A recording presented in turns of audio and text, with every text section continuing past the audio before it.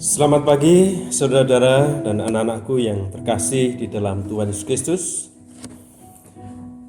Minggu 14 Juni 2020 ini kita akan bersama-sama untuk mengadakan ibadah masih di rumah. Informasi awal bahwa rencana majelis gereja tanggal 21 minggu yang akan datang, kita akan mencoba untuk beribadah di gereja kita masing-masing, baik di Polanharjo, Jeblok, Karanganom, Jatinom, dan juga di Kemiri.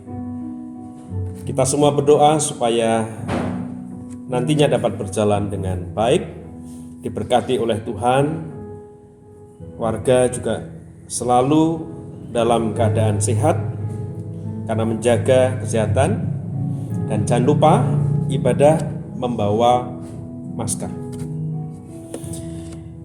Oke, jemaat yang terkasih di dalam Tuhan, kita di minggu hari ini akan bersama-sama merenungi sabda firman Tuhan, merenungkan sabda firman Tuhan, di mana saya akan mengambil sebuah tema, dipanggil sebagai umat, diutus sebagai pekerja.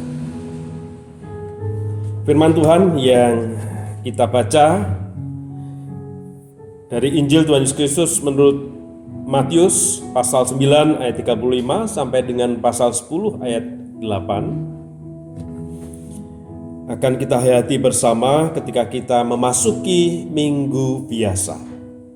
Nah, minggu biasa ini kita memakai simbol seperti ini, saudara. Warna liturgi adalah hijau. Kemudian ada gambar bahtera di tengah lautan, dan juga ada simbol pelangi. Ini menggambarkan warga jemaat memasuki minggu-minggu perjuangan yang akan berlangsung 26 minggu ke depan. Digambarkan kapal yang berada di tengah-tengah samudra, yang suatu saat mungkin akan ada goncangan ombak yang begitu besar dan angin. Tetapi ingat, ada pelangi. Selalu ada pengharapan di dalam Tuhan kita Yesus Kristus. Demikian pula ketika kita dipanggil sebagai umatnya, kita harus siap sedia untuk diutus sebagai pekerja. Nah, saudara terkasih di dalam Tuhan Yesus Kristus, ingatkah ketika Bapak, Ibu, dan saudara ketika masih TK ataupun SD? Apa jawab anak-anak TK atau SD ketika dia ditanya oleh ibu gurunya? Anak-anak, apa cita-cita kalian? Apa cita-cita Bapak, Ibu, saudara, anak-anakku? Umumnya akan menjawab, aku akan menjadi dokter, menjadi guru, menjadi tentara, menjadi polisi. Mungkin sekarang YouTuber atau apapun. Bahkan ada yang ingin menjadi presiden. Nah, pertanyaannya adalah, apakah cita-cita awal yang kita ungkapkan ketika ditanya oleh ibu guru kita, akhirnya itu cita-cita yang dapat dan bisa kita raih? Saya adalah termasuk orang yang tidak sesuai dengan apa yang saya cita-citakan ketika sejak SD. Dan tidak ada bayangan di dalam diri saya sewaktu saya kecil untuk menjadi seorang pendeta. Namun di dalam perjalanan kehidupan saya ke depannya, ternyata saya merasa terpanggil atau dipanggil oleh Tuhan, diutusnya menjadi seorang pendeta. Tidak ada yang mengira, dan saya juga tidak mengira akan kondisi situasi yang seperti ini. Dan inilah yang saya syukuri sampai sekarang ini. Mungkin itu pula saudara yang kasih di dalam Tuhan yang terjadi pada para murid Tuhan Yesus Kristus. Di dalam diri para murid Tuhan Yesus Kristus yang berjumlah 12 orang itu tidak ada bayangan sama sekali sebelumnya bahwa mereka nantinya akan menjadi murid Tuhan Yesus Kristus, dipanggil oleh seseorang yang adalah Tuhan Yesus Kristus untuk menyatakan belas kasihan kepada sesama manusia. Dan sesama manusia yang mereka datangi ada di dalam teks kita. Mereka itu adalah mereka-mereka yang ada di dalam kelelahan. Mereka yang berada di dalam kondisi yang terlantar. Ada yang sakit. Bahkan ada yang dipengaruhi oleh setan-setan atau roh-roh jahat. Saudara, mereka, para murid itu, tidak hanya dipanggil untuk menjadi murid kesayangan Tuhan Yesus Kristus, tetapi mereka juga sekaligus diutus untuk berkarya, diutus untuk bekerja, menyatakan belas kasih Yesus Kristus kepada sesamanya. Saudara yang kasih di dalam Tuhan, ketika Yesus memanggil dan mengutus mereka, pada saat itu pula Yesus memberikan suatu kuasa kepada mereka.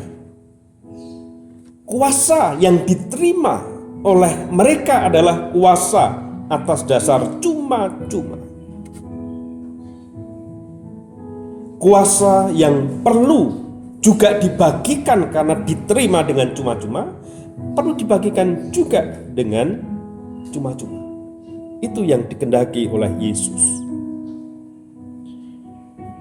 Kedua belas murid Yesus yang disebut sebagai rasul-rasul, di dalam bahasa Yunaninya disebut apostoloi. Apostoloi. Dan kata rasul itu terkandung makna utusan. Utusan itu bertindak sebagai wakil dari sang pengutus. Mereka adalah wakil Yesus yang menyatakan kehadiran dan karya Yesus di dalam kehadiran dan karya mereka juga. Sehingga ketika mereka berpelayanan, ketika mereka berkarya kepada jemaat dan sesama, berarti mereka mewakili kehadiran Yesus yang berkarya, yang bekerja, yang berpelayanan kepada mereka. Sehingga jikalau utusannya adalah utusan yang buruk, utusan yang jelek, utusan yang bertanggung jawab, yang tidak bertanggung jawab, itu akan berdampak pada citra sang pengutus itu sendiri. Siapa sang pengutus kita? Tuhan Yesus Kristus. Saya yakin-yakinnya bahwa setiap jemaat itu mendapat panggilan, mendapatkan pengutusan dari Tuhan Yesus Kristus terhadap keberadaan mereka di dunia ini. Panggilan, pengutusan tentu bisa berbeda-beda. Mungkin ada yang dipanggil dan berkarya sebagai seorang dokter. Mungkin ada yang dipanggil dan berkarya sebagai seorang guru. Mungkin ada yang dipanggil dan berkarya di dalam pelayanan sebagai majelis gereja. Mungkin ada yang dipanggil dan berkarya sebagai anggota komisi. Mungkin juga terlibat di dalam kegiatan-kegiatan gerejawi yang lain. Tidak sama orang satu dengan yang lainnya. Tetapi yang terpenting adalah kenali, temukan, dan kembangkan panggilan dan pengutusan tersebut. Jangan pernah berpikir bahwa aku tidak dilibatkan, aku tidak merasa dipanggil, aku tidak merasa diutus oleh Tuhan. selalu berikan waktu untuk merenungi diri, untuk selalu bertanya. Kepada siapa? Bertanya kepada diri sendiri. Kira-kira apa maksud Tuhan dengan keberadaanku hidup di dunia ini?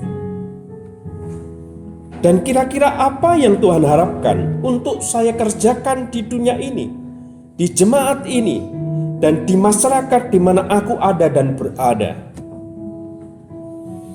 Apakah hidupku hanya kebetulan saja secara biologis? Terlahir sebagai seorang laki-laki, terlahir sebagai seorang perempuan, tanpa kita memahami dan mengenali maksud Tuhan di dalam kehidupan ini. Tentu kita harus meyakini bahwa ada maksud Tuhan yang secara khusus dan istimewa di dalam hidupku, di dalam hidup para saudara-saudara, yang harus Anda kenali, yang harus jenengan ketahui, bahwa aku tentu diharapkan oleh Tuhan untuk menjadi apa dan bagaimana yang dikehendaki oleh Tuhan. Saudara kasih di dalam Tuhan, panggilan dan pengutusan Tuhan bisa sama dengan keinginan, bisa sama dengan harapan, dan bisa sama dengan cita-cita kita sewaktu kita kecil. Tapi bisa saja juga berbeda seperti saya ini. Kecil saya tidak berangan-angan menjadi seorang pendeta, tetapi ternyata dewasa saya, perjalanan hidup saya menuntunnya untuk terpanggil dan diutus menjadi seorang pendeta. Dan ketika berbeda dengan cita-cita sewaktu kita kecil, kita harus meyakini banyak jalan kehidupan yang sebenarnya tersedia bagi kita semua untuk mengikuti kehendak Tuhan Allah. Para murid yang semula menjadi nelayan, kemudian dalam perjalanan kehidupannya ternyata mereka dijadikan sebagai bukan penangkap ikan, tetapi menangkap, memelihara, ngepeni sesamanya. Maka ketika saya memutuskan masuk di sebuah sekolah tinggi teologi, Duta Wacana, saya sadar akan panggilan dan pengutusan yang baru saya temukan ketika saat SMA di kelas 3. Dan dengan sepenuh hati saya menjalaninya dengan keyakinan Tuhan akan menuntun, Tuhan akan memberkati, Tuhan akan mengarahkan, Tuhan akan memampukan saya meraih apa yang Tuhan kehendaki. Tuhan sendirilah yang akan menuntun langkah-langkah kehidupan kita nanti. Ketika kita berhadapan dengan sebuah masalah pada saat ini dengan adanya COVID-19, mungkin di antara kita juga merasa dipanggil untuk menjadi terlibat di dalam gugus tugas di sana. Baik yang ada di kabupaten, baik yang ada di kecamatan, maupun yang ada di desa-desa. Ataupun yang ada di gereja, di tengah masyarakat. Sebelumnya tidak ada bayangan bagi kita untuk melakukan itu. Tetapi ketika Tuhan melibatkan kita untuk berkarya, itulah yang sebenarnya menjadi kehendak Tuhan atas kehidupan kita. Karena Tuhan mengkhususkan kita, Tuhan jadikan kita, dan Tuhan mempunyai suatu rencana yang indah dan luar biasa bagi kita. Merasakah saudara diutus? Merasakah saudara dipanggil oleh Tuhan? Terlibat di dalam karya-karyanya? Tuhan berkati. Amin. Ada sebuah lagu yang menarik yang mengantarkan kepada saya dan saudara akan suatu perenungan bahwa saya dilibatkan, kita dipanggil dan diutus oleh Tuhan untuk berkarya nyata kepada sesama-sesama kita yang membutuhkan pertolongan, dukungan, kekuatan, penghibur, motivasi dari kita. Pelengkap Kidung Jemaat 182 akan kita hayati bersama, dan kiranya kita semua akan semakin dikuatkan bahwa kita adalah orang-orang yang diistimewakan, diutus, terlibat untuk berkarya bagi kemuliaan Tuhan. Amin.